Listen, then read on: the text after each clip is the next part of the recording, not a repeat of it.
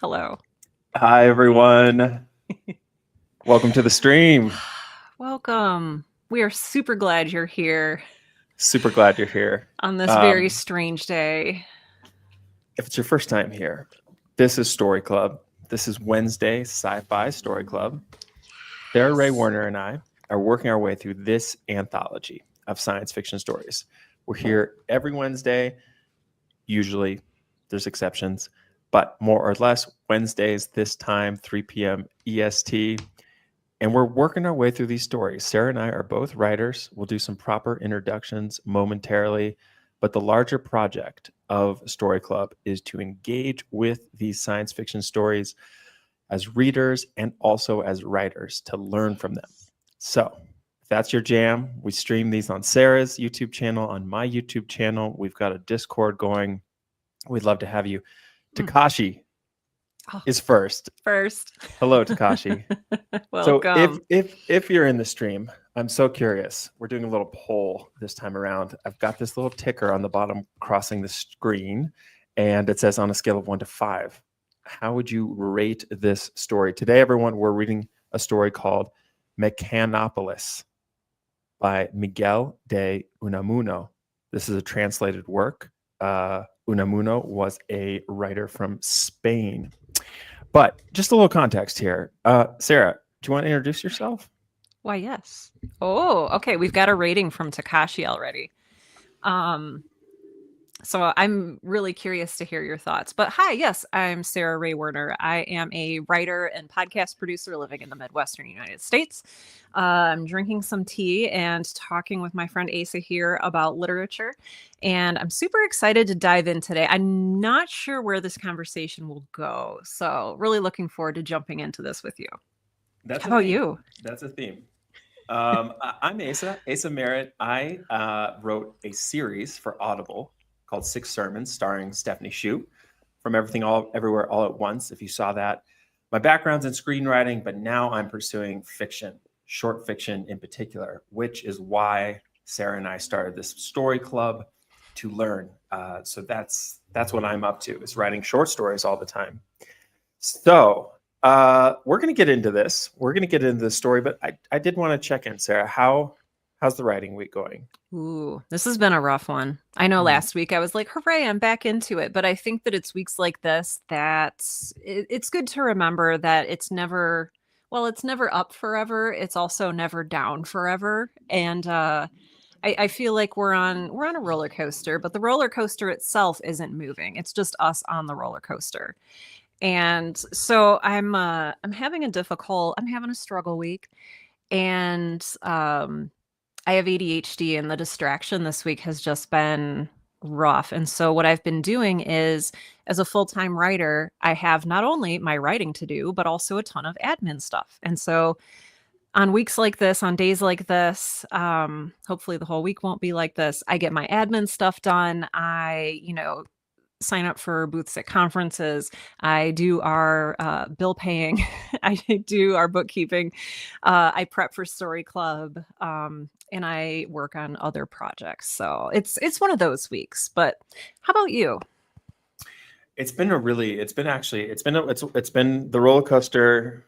We're definitely climbing. Are you good? We're climbing. If the high is the high, I mean, it depends. A descent of the roller coaster is full of joy. I love that metaphor, by the way, that we are riding it. We are not the roller coaster. But it's been a good writing week. I do these little videos every morning, Monday morning, on my YouTube channel, where I go live and kind of just announce my goals for the week and talk about what I'm going to set out to do. And what I said this week was a really simple, specific thing, where I said I just wasn't going to sign in to work until 9 a.m. I have this new part-time job. 9 a.m. is obviously super early, but the team I work with are on the other side of the world. So they're well into their day.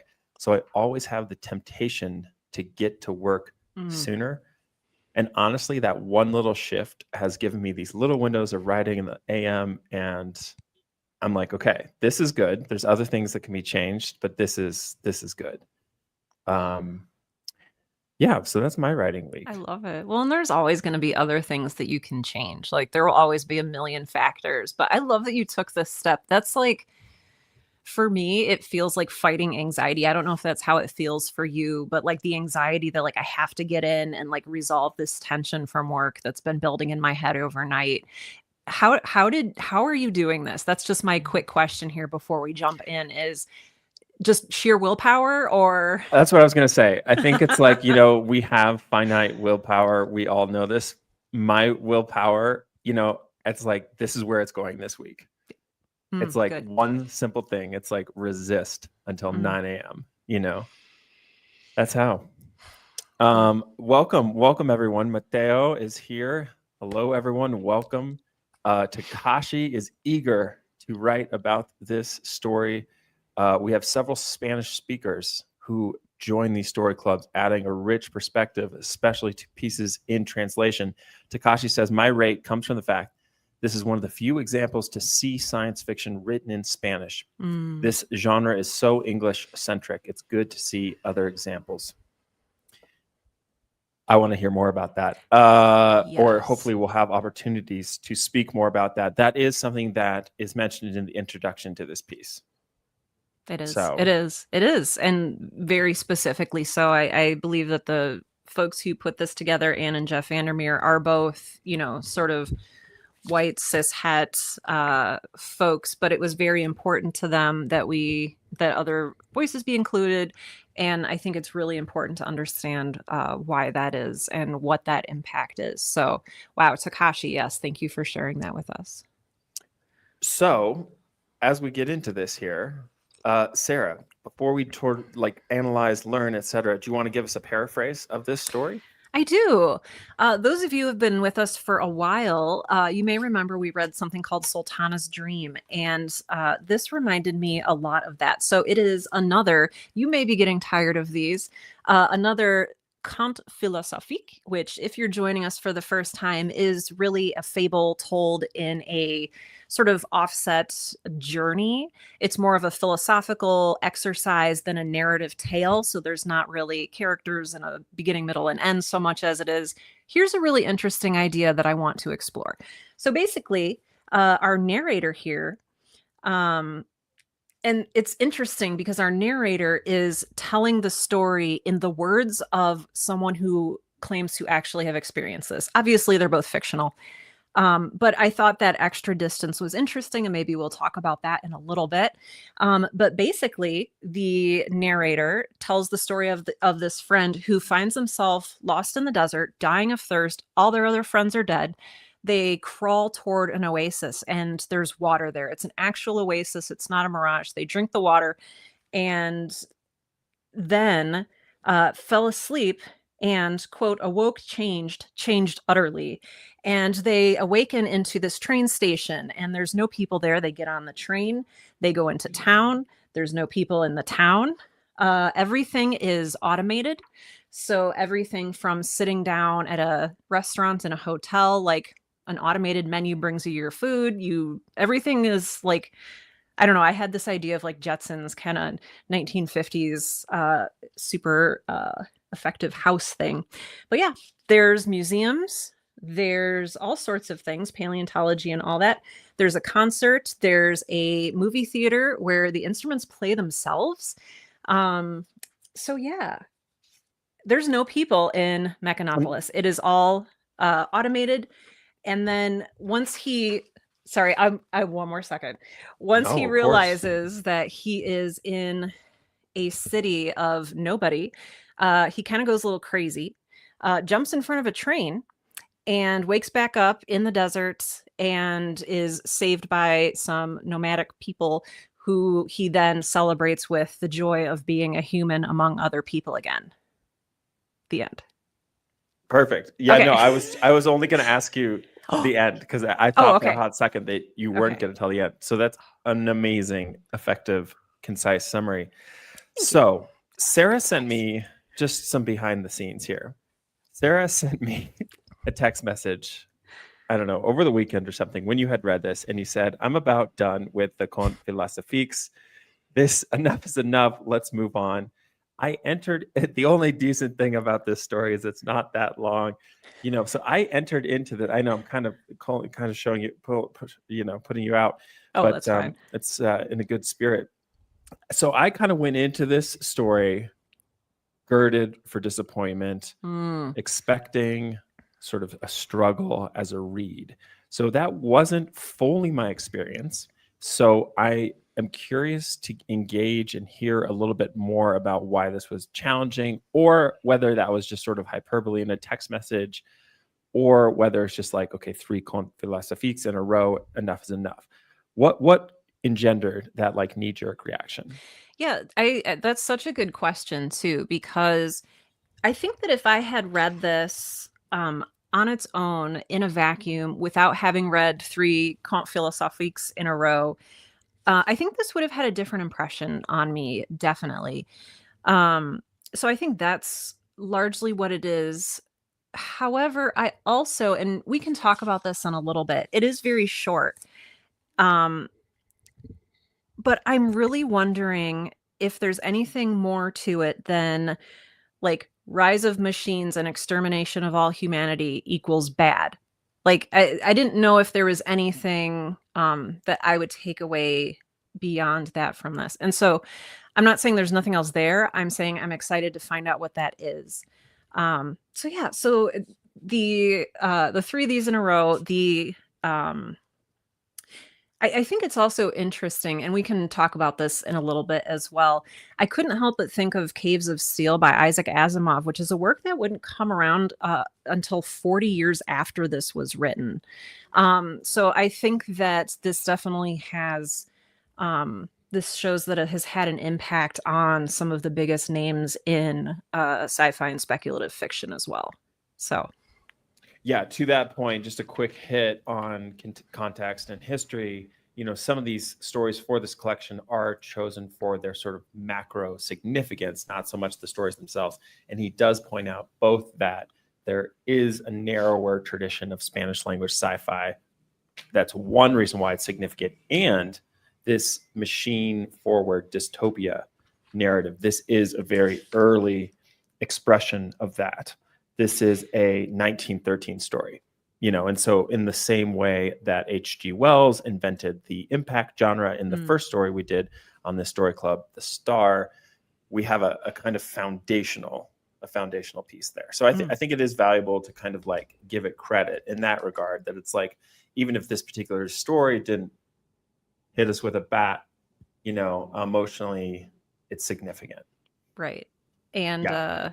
I think it is significant to just say that, like, we're not providing answers here. Like, what we're saying is not how the story is or should be interpreted. This is just our hot takes on these stories that we're reading week after week, and they are purely subjective. So it's like 85-degree takes. These are, these are takes.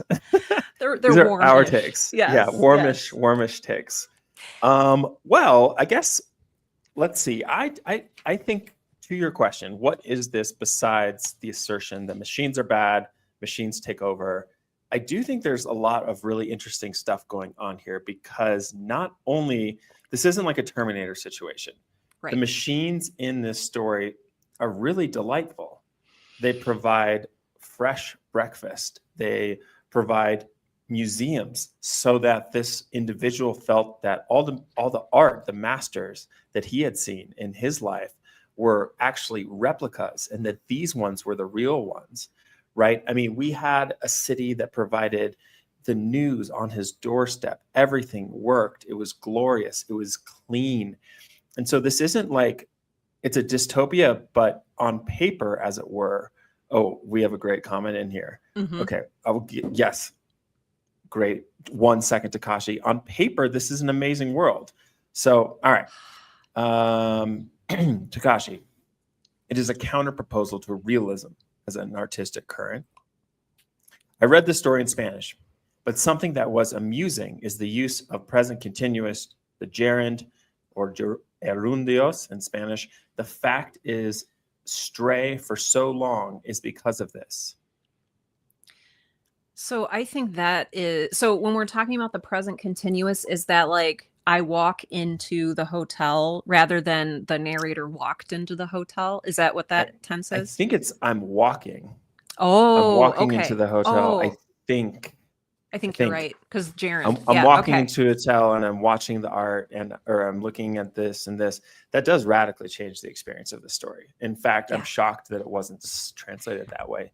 If in fact I'm recalling the well, no, present because continuous correctly. it's in past tense, because it says like, I saw a splendid building whose sign read hotel. Like, so it is in the past first person tense. So an interesting maybe decision by the translator. Again, I'm not sure. So maybe Takashi, that's what I think the present continuous is. But I'm not positive. I'm not positive about that. But that is really interesting for sure. That's an interesting observation. Well, and it brings up another point too, AC. You were just talking about how this isn't like, what makes something a utopia, what makes something a dystopia.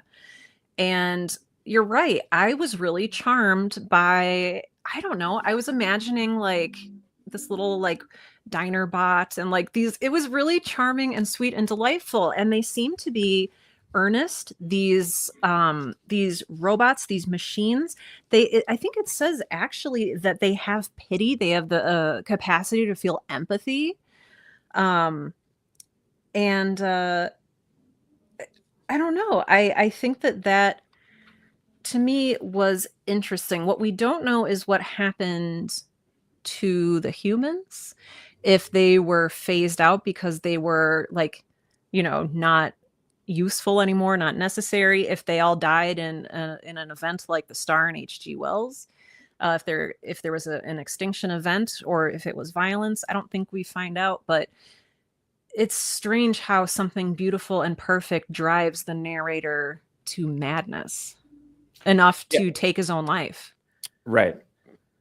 Yeah, I mean, for me, that was actually what made this story super interesting, is the tension between this idyllic utopian sort of society, this utopian city, and the utter despair. And the sort of, to me, the kind of thesis there that's a little more subtle, a little more interesting than a lot of dystopia stories, is that the only requisite for dystopia is isolation and loneliness. That you can have everything you need. You can have the fine breakfast. You can have, beautiful, cleanest city you've ever been to in the world. But if you're alone, then you will suffer. And essentially you will go insane even, He even talks about, and I don't know if this is in the original Spanish, but on page 39 of our copy, he's watching a movie and in a cinema with phonographic accompaniment. And he says, my soul shrank to think that I was the only spectator. He says, my soul shrank. And I think that says a lot. And then in the end, when he, essentially heals himself by joining into song and dance and conversation with the people who save him, I think there really is something there. And is it the place itself? Is it the loneliness? What's going on? What's going on with that? And to what extent is this, okay, wait, Nick, comment here from Nick. Oh, yep. Thanks, Nick. Present continuous is what you said. It pops up in screenwriting a lot. Some people, for some reason, frown on writing Jim is talking when Wendy walks in, rather than Jim talks, Wendy walks in. Okay. So we're talking about the present. There's a couple different ways to do that in English. Bottom line is we're telling the story in the present in the way that screenplay, action directions are told. Thank you, Nick, for that contribution. That's really useful context. I think so. Yeah, to what extent is this person, his sort of relationship to loneliness, his relationship to society, versus kind of a larger statement, a larger allegorical statement about people? Right. You referenced at the beginning the distance between the person who introduces this story and the alleged narrator, which is still the person who introduces the story, telling the story in his words. Presumably, the person who introduces the story, we're referring to folks at the beginning of Mechanopolis. If you didn't get a chance to read it, there is a brief introduction from some outside character who says, once upon a time, I had a friend, and he told me this story, and I'm going to tell him his story. So presumably that person is still in society. You know, at some level, that person doesn't share the same sentiment. Yes. You know? Yes, and it does say that the person who experienced this Mechanopolis, they now live in an isolated spot equipped with as few machines as possible. Which would lead me to believe that it's the machines that really traumatized them. And it's interesting that they are living in an isolated spot. Is it isolated in the sense that there are no machines? Is it isolated in the sense that there aren't a lot of humans there either? I don't know. I guess maybe part of what frustrated me with this story is that I ended up with more questions than answers. Like it's such a short story. And if I wrote out the list of questions that I had after reading this, it would be longer than the story was. Right. I think that was part of my, part of my, I think, initial misunderstanding with like reading this text. Yeah. That's interesting. Yeah. Well, let's see. What else stuck out for you? Oh, here's a little like small thing in advance of tomorrow. By the way, everybody, on Thursdays at the same time, Sarah and I run a horror story club, and tomorrow we are tackling none other than Call of Cthulhu by H.P. Lovecraft.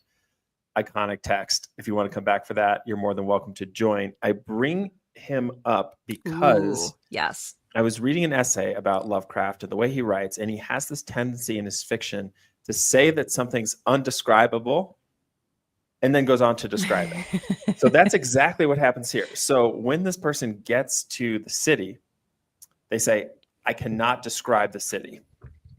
No human mind can even dream of the magnificent, the lavishness, the comfort. And then goes on to give us an entire, like a thorough portrait of the urban landscape. So I'm just curious. We're going to see this tomorrow in Lovecraft. You know, I don't remember what I read about that in that essay, but to me, there's some little key there in asserting that something's undescribable and then describing it. Yeah. Do you have any kind of like sort of intuition around that structure?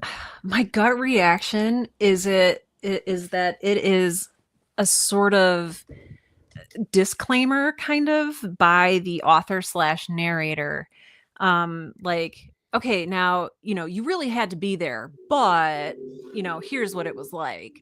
I think it really just serves to say, I'm going to describe it to you, but you're still not going to get the full effect of it. Like I kind of took it as like a disclaimer from the writer / narrator. Yeah. Yeah, I'm on board with that. I think and maybe that's just a characteristic of sort of speculative fiction, fantastical fiction across the board, is that like, listen, everybody, we're just going to another world. There's no way you can possibly explain this. This is inconceivable given our lived experience. I'm going to do my best to kind of give you a taste. That being said, right. Yeah, and you know, it's interesting that you bring up Lovecraft, because I was thinking the reaction that the friend who has this experience and then goes to live in isolation.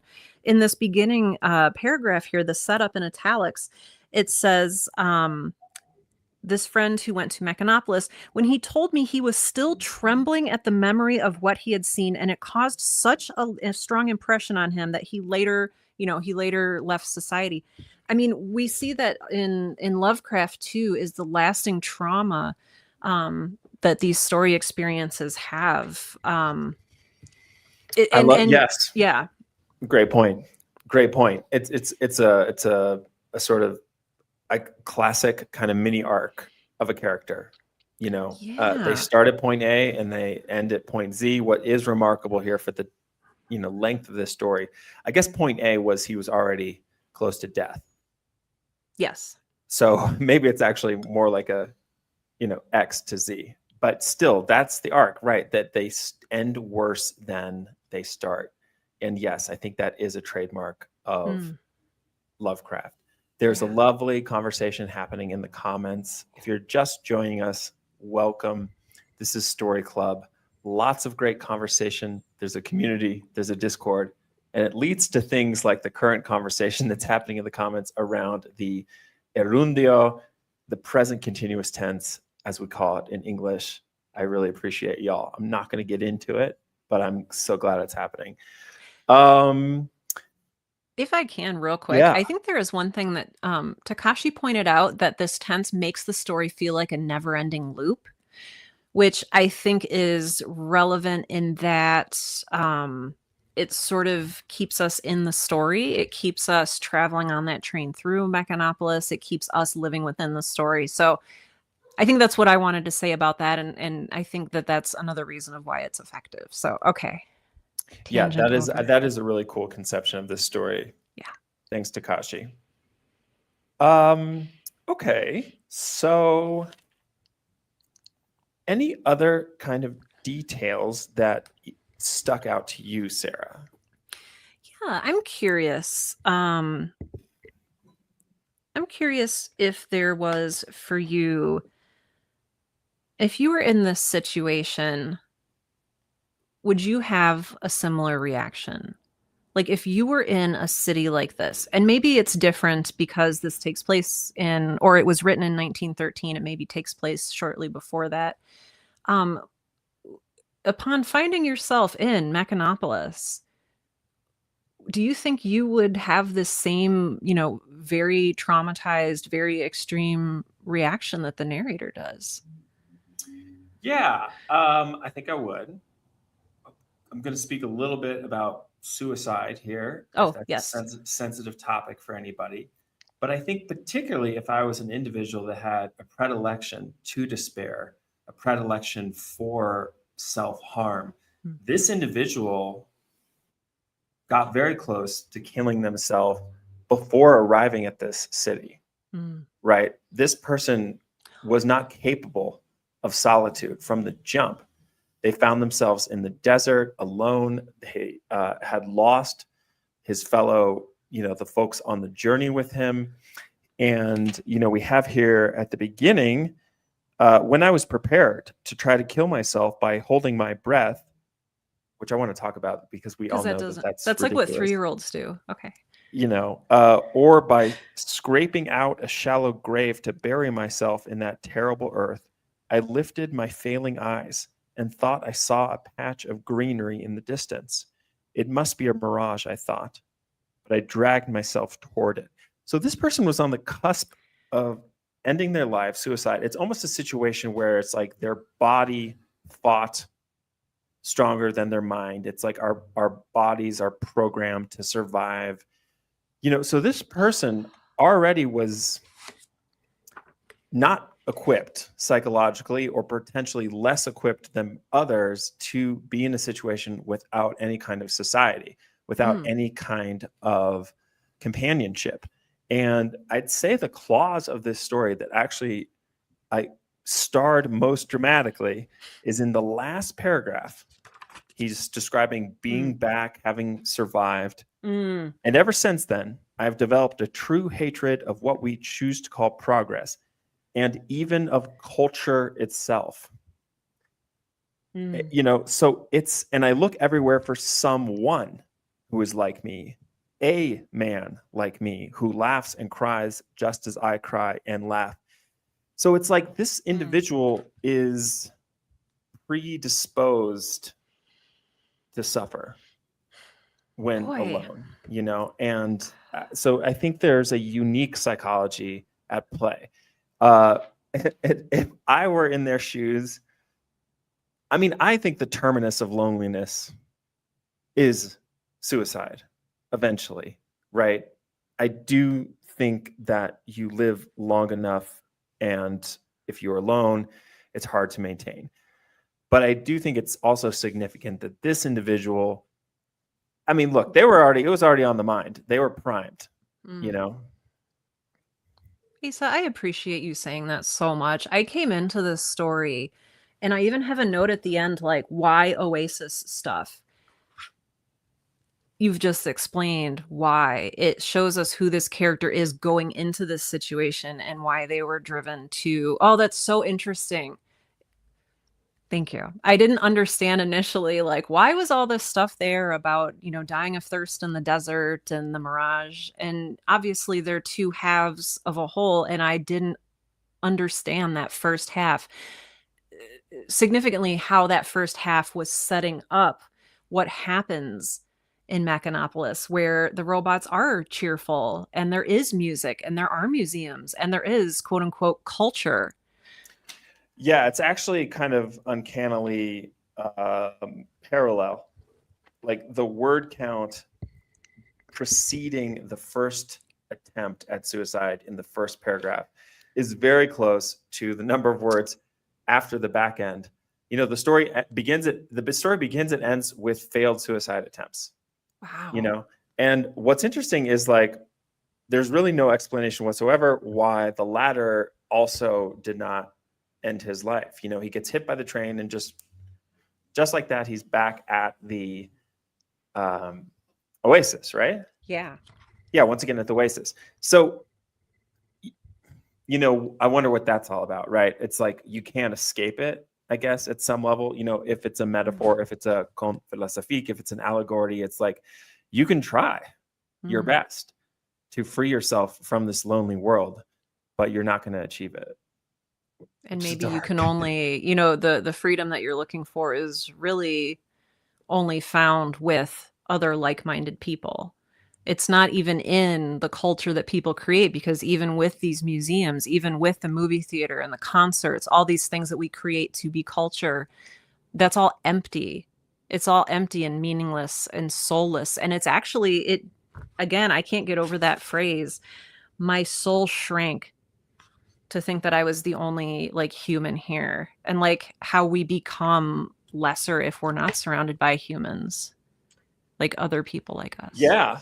But then that weird thing though is that other thing I was emphasizing in my little reading there of the last paragraph is that the sort of antidote for this person is one person. Is one person, an individual, right. And in fact, who saves him is a single. Oh no, I guess there are several Bedouin. I started walking and came across the tent of some Bedouin. Well, he says where I met one of them. True. I embraced him in tears. How well we understood one another, even without words. They gave me food. They cared for me. So, right, there is this reintegration of society, but it does sort of coalesce around an individual. And then at the very end, for sure, that choice of language, like a person, a man, it's interesting. He's looking for his own, like another Bedouin, another, I don't know if we want to say soulmate, another person to like connect with on. He talks about laughing and crying with this person and really sharing some of the like highest heights and deepest depths of humanity with another person. Yeah. There's a lot more going on here than I gave it credit for. And I would like to rescind the harsh words that I said earlier. I think that the three contes philosophiques in a row. Okay, this is me showing my immaturity. I was like, come on, when are we getting to the space lasers? When really this is teaching me what so much speculative fiction is about, which is the human experience in all of these different, through all of these different lenses. Like this is, my mind is like 180 degrees now about this story. And I kind of want to reread it. It's interesting. And I did do my little twice read through thing, and I did catch what I think are some critical clues in that second read. Going back to that, I tried to kill myself by holding my breath. Yeah, tell me your thoughts on that. Okay, well, I think it's just in line with what we've learned from some of these other stories where there's like clues or guidance in the initial paragraph to the reader being like, okay, this is how you should engage with this. And that's silly. It's like you said, that's like something that like kids try on a playground, Right. Well, or like if they want something in a store and you won't buy it for them, I'm going to hold my breath until I die. Yeah, like, okay, yeah, exactly. Okay, kiddo. Right. So to me, that was a signal that I can't fully trust this narrator. I just need to engage with this. It's a little bit like, how much can I take at face value, which is interesting because you're already in a speculative universe. So it's like, we're definitely not dealing with reality. anyway. Right. But then we're also dealing with a deluded person in this non-reality reality, you know? Yeah. So yeah. Layers upon layers. Layers I upon love this.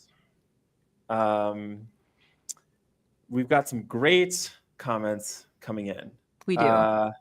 Okay, Takashi, it's not only a cautionary tale of progress, but also a thesis on humanity's need of self-preservation. 60 Hangers, welcome to the conversation. Hello. Felt very current, as if what AI could bring. Same. Nick Coleman continues, the human experience is great, but so are space lasers. Thank you, Nick. That's validating. And aliens. And aliens. Okay, this is a great team. Oh, that's fantastic. Aliens indeed. Okay, great. Well, I'm sure we're going to get to aliens sooner rather than later here. Oh, I'm sure. Well, and we already have, like, if we're, we already had The Martians from The Star by H.G. Wells. I want to go back to 60 Hangers talking about AI. And we won't get into all of this. There's a long history of artificial intelligence in speculative fiction, especially sci-fi. But I think what feels very current to me about this is what we're currently dealing with what we're presently calling AI. So we're talking about LLM, large language model trained algorithms, which I actually saw an article this morning that there is an AI company that is pushing out 3,000 podcast episodes a week. They're all AI generated. And I think that it's interesting to look at what happens when culture is created without purpose, without reason. Like, why are these robots putting on this concert? And right. Yeah. Why? Right. If they're not used to having a human there, and why? How does this hotel have food? Why does the hotel exist? Who does it house?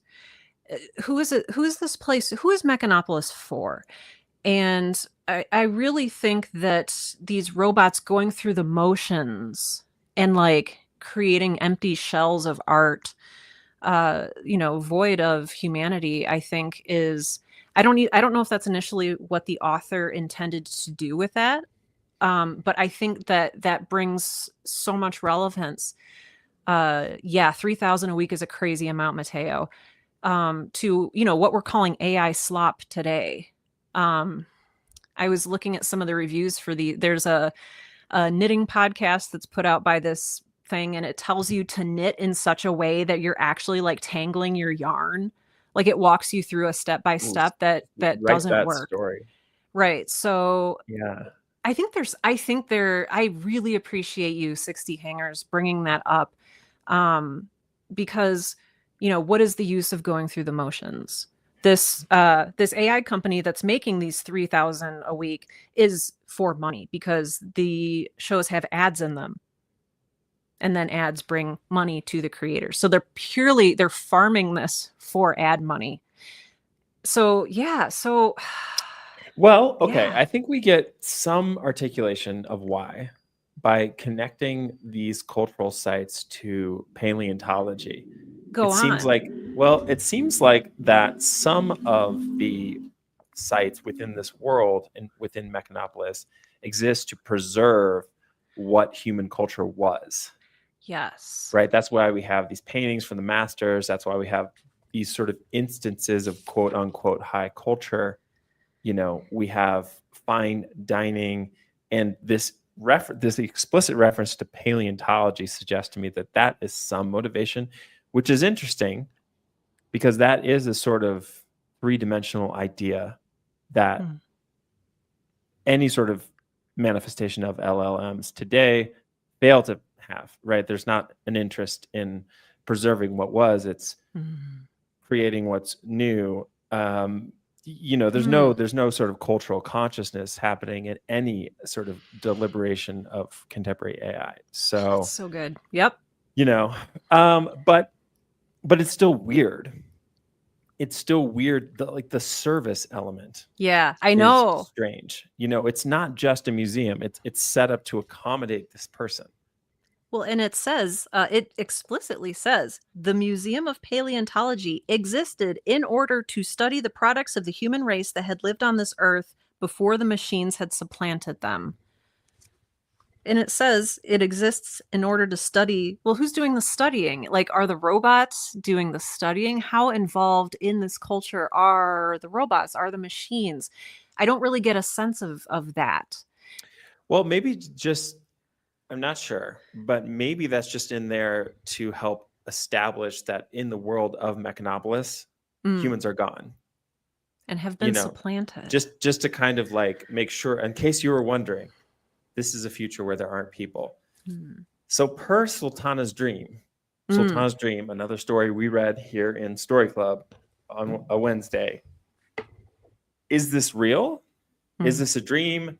This individual is dying in the desert. And then, first of all, is that real? Dying in the desert, gets kicked to this Mechanopolis where the machines run everything, and then gets kicked back to the oasis. Has he seen the future? Has he had a nightmare of which this is his personal future he's going to try to avoid? What do you think? Oh, you have sparked another thought. In addition to the other one that like lives in here. So I now have two thoughts in my head. No, I have another thought, and that is, do we believe the narrator about this like dying in the desert, finding an oasis situation? And it strikes me, you saying that, it strikes me that that is yet another, I don't know if I want to call it fantastical, but like it's just as foreign to us as readers, like being in the middle of a desert with no water, like dying in a desert and coming upon an oasis, like even that feels fantastical to me. And so I'm wondering if it's metaphorical, if this person was like dying in a desert of loneliness, or is feeling like a drought of the soul, and I'm not saying that is the interpretation. It just sparked that idea in my mind that that's how this person, maybe this the friend of the narrator, that's how this person thinks about their experience. So possibly, yeah. I mean, I think it's interesting. The reference to Bedouin, I think, is also important because there were very few references to our world, and I think the Bedouin, these are nomadic people in North Africa. As far as I'm aware, I didn't look it up. I associate with like Egypt, sort of Northern Africa. Yeah. Okay. So that's consistent with the trackless desert from where they start. And just by, this is like classic close reading stuff, just by identifying the Bedouin as Bedouin, we kind of know that this narrator is not Bedouin. So what are they doing in the desert? A lot of unanswered questions. Yeah. Like I said, that list. Yeah, that list. I want to honor these comments here. And if I missed a couple in the mix, I'm sorry. Y'all are really propelling the dialogue. So I've missed a couple. It's great. Mateo, you're all great. I've seen so many how to prompt AI to write your book, and it feels so dystopian. No comment / all the comments. Yeah. Takashi, this feels like a perfect cookie cutter reality. That's frightening. It almost feels like a dream. How perfectly organized the entire city is brings that dystopian atmosphere. Almost like a Stepford Wives. Yeah. Oh yeah. Stepford Wives. Or like, have you read A Wrinkle in Time, where they go to the suburb and like all the children are bouncing the ball with like exactly the same rhythm? That sounds sick. I have read Stepford Wives, which I love. Okay, which I haven't. So we need to switch. So I'll read Stepford Wives. You read A Wrinkle in Time. They're so good. Yes. But yeah, Alice in Wonderland vibes too. I haven't read that. I've only seen the Disney movie because I'm basic. But in Alice in Wonderland, is it a fantasy, or is it set up as like, this is a metaphor for this and this? Good question. Okay, so I feel like the latter. Okay. But I don't know that work either. Well. Okay. We'll just have to add that to the ongoing list. Oh, Takashi. A Wrinkle in Time is one of my favorite books, Sarah. So let's turn to what can we take away from this as writers, Sarah? What's inspiring you here? Are you seeing specific things that you want to kind of experiment with in your own work? Yeah, MJ Nairn says Alice is dreaming. So maybe that's also a conte philosophique in a way. It's a dreamt journey. It has fable elements. The Mad Hatter, the Queen. Interesting. It feels clearly bookended, demarcated in the way that a lot of these other stories do. Yeah. Oh, see, okay, that's interesting too. I love this. This is just filling this is filling my brain today and my heart. Like I said, I've had a bad writing week, and things engaging in texts with all of you and with you, Asa, is just refilling my well. So thank you. I think that you asked, what am I taking away for my own writing?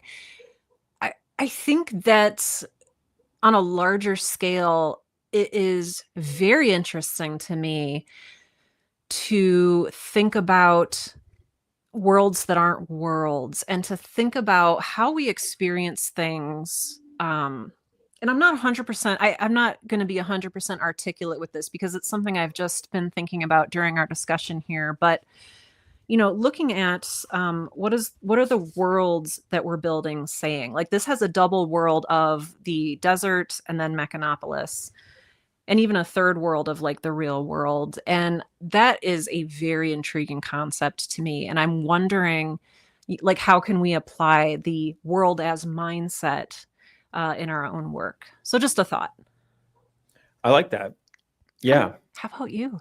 Well, I think I just find myself giving my characters, and maybe by extension worlds, I haven't spent a ton of time writing foreign worlds, imagined worlds, too much credit.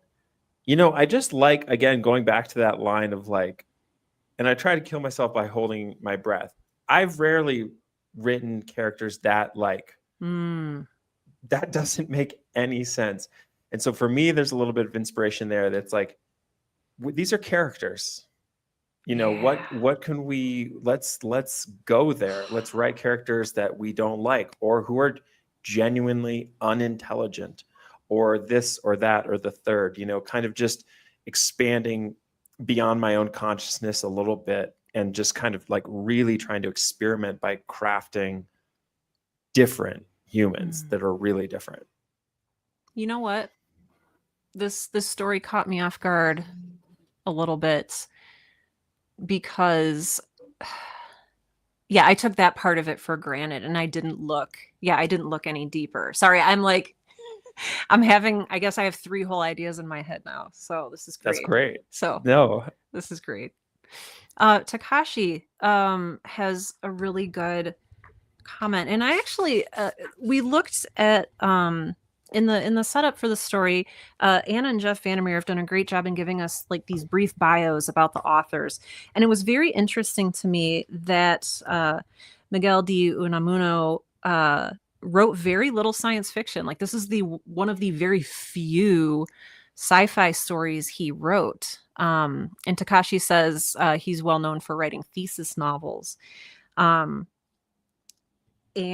I don't know. I think that's interesting that you can become a foundational figure in speculative sci-fi fiction without having that be like your main genre, without having that be your thing. Like, he just, I mean, right now you could be saying more about the power of anthologies. I could. Editors. Do you know what I mean? Like who knows how few people would have read an English version of this if Jeff Vandermeer didn't put a stamp on it and put it in the big book of science fiction, Yeah, curators. Like, who's curating what we read? Who curates? And that even goes to who was allowed to publish in those Weird Tales magazines through in the early 1900s. Like, who was allowed to publish? Whose stories got told? And I think, again, that's why Anna and Jeff Vandermeer are so focused on highlighting the pieces that were gate kept out of the system. Definitely. So I think that's so good. Ooh, we have a take too here. Takashi says, my take is to use flat characters as thesis for larger, even more complex concepts. Yeah. I think that's something that we see. First of all, oh, I have so many thoughts about flat characters. Um, they can be really useful. And like now that I think about it, I cannot stop thinking about Alice in Wonderland now. So thank you for that. Alice is a very flat character. The experience of Alice is our experience in Wonderland. Alice is just a ew, this is going to sound gross, a skin suit that we step into. I regret saying that. Alice is what what we might call a Mary Sue. Not as egregious as a Mary Sue, but an audience placeholder, an audience avatar. And so, yeah, I think Takashi, if you're looking for the reader or viewer, whatever you're writing for, if you're looking for your audience to really experience the world, having them not filter through a character with like their own backstory and their own hopes and dreams and their own motives. If you just want that world experience, I think that's a great way to do that. And I think that would especially be effective in shorter fiction. Because I think the novel, and again, this is a hot 80% hot take, it tends to be more about character arcs and exploring motives and cause and effect. But yeah, I think that's great for a short work. Oh, that's good, Mateo. Yeah. Do you want to read this one, Sarah? Yeah, so Mateo says, most of my experience with flat characters is in video games. Link from The Legend of Zelda, for example, is a flat character. It's purely a stand-in for the audience. And like even Link, who is, I don't know if you've ever played any of the Zelda games, Link is also fairly androgynous. Link is, I mean, Link is, of course, blue-eyed and blonde-haired. And in some games, pink-haired, and in some games, brown-haired. So, there's a ubiquity to Link. And I appreciate you saying that because video games are about the experience of a story. They're not so much about, the inner workings of the character so much as they are about discovering the world, at least in my experience. So I think that's a really good point.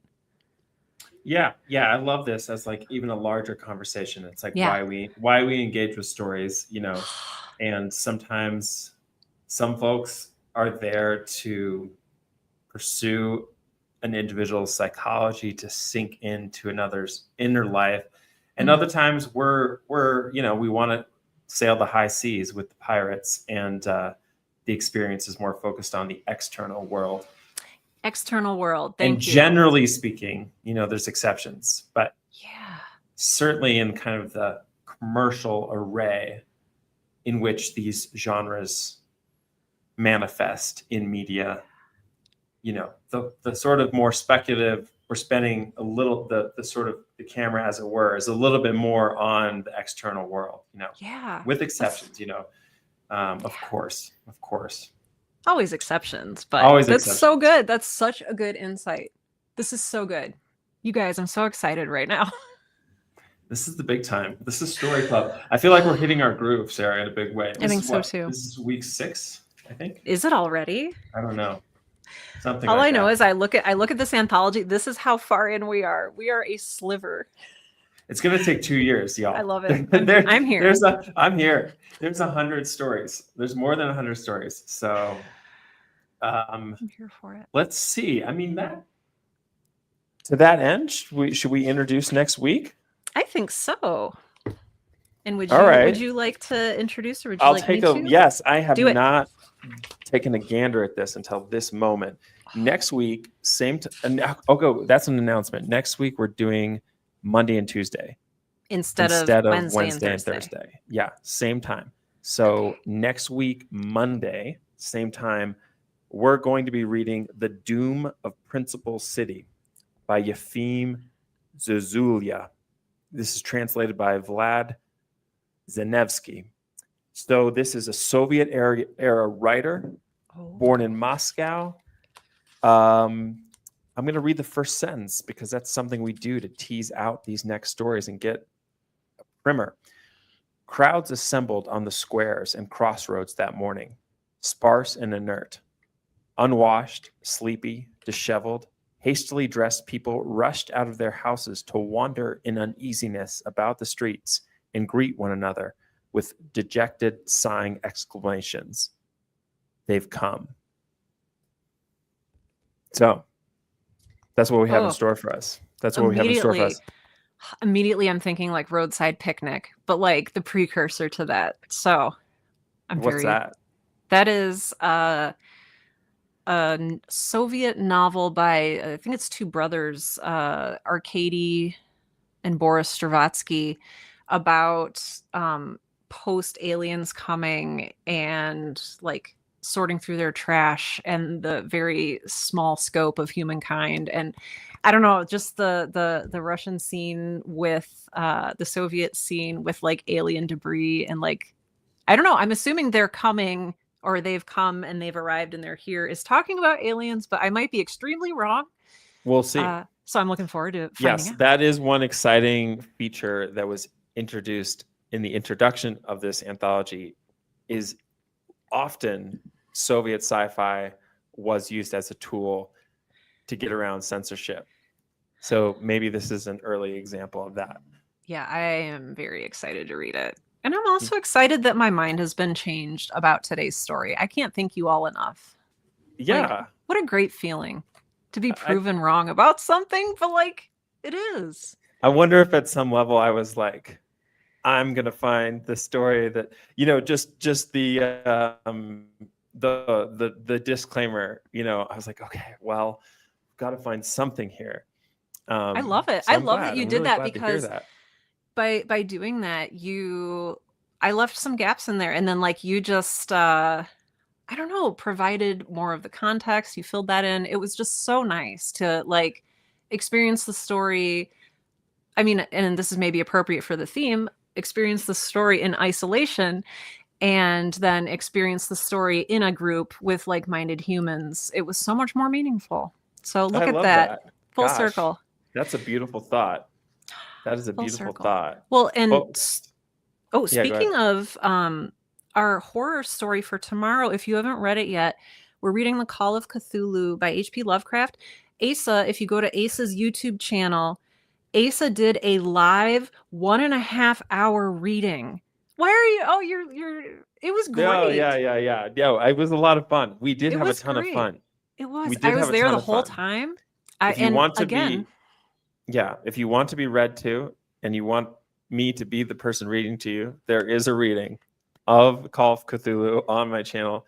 That is all true.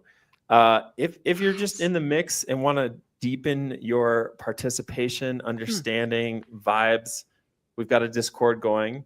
We'll put it. Both of us will put it here in the comments so everyone sees it. Yes. And typically, Sarah and I also write on Fridays. The timing is off. I'm going to be on the road both this Friday and next Friday, so we're going to have to defer the writing. But Sarah, you also do writing streams. Do you have any coming up that you want to share? I do. If you guys want to join me tonight, 7 p.m. Central, so that's 8 p.m. Eastern, 5 p.m. Pacific, on my YouTube channel and on my Twitch, you can find me. I do a 2-hour write-along, and we get together, we talk a little bit about the art of writing, and then we just write together in community. Bring your project, bring a cup of tea, join us. It's a little different from the Friday streams, a little different vibe. This is cozy. It's cozy. I try to keep it cozy. I encourage warm beverages and blankets. And so if you'd like to be a part of that, join me live tonight on my YouTube and Twitch channels. Thank you. Thank you, Asa. Yeah, of course. Cool. Well, everybody come with your big, bold thoughts on Call of Cthulhu tomorrow. Sarah and I will be coming with ours. Yeah. I have thoughts. I have thoughts. All right. Bye, everybody. Friends. Thank you, and goodbye for now. We'll see you soon. See you soon.